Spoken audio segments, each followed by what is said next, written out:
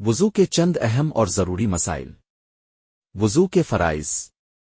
وضو میں 4 فرض ہیں۔ پیشانی کے بالوں سے تھوڑی تک اور ایک کان سے دوسرے کان تک منہ دھونا۔ دونوں ہاتھوں کو کوہنیوں سمیت دھونا۔ چوتھائی سر کا مسح کرنا۔ دونوں پاؤں ٹخنوں سمیت دھونا۔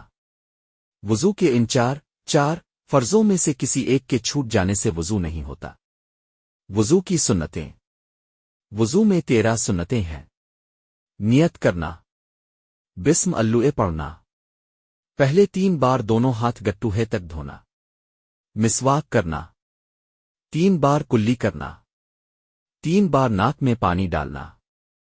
داڑھی کا خلال کرنا۔ ہاتھ پاؤں کی انگلیوں کا خلال کرنا۔ ہر عضو کو 3 بار دھونا۔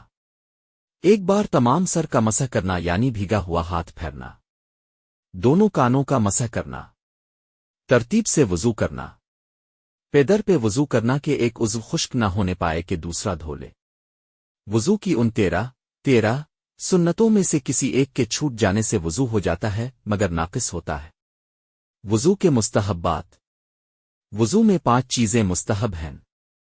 دائیں طرف سے شروع کرنا بعض علماء نے اسے سنتوں میں شمار کیا ہے اور یہی قوی ہے۔ گردن کا مسح کرنا۔ وضو کے کام کو خود کرنا، دوسرے سے مدد نہ لینا۔ قبلہ کی طرف منہ کر کے بیٹھنا۔ پاک اور اونچی جگہ پر بیٹھ کر وضو کرنا۔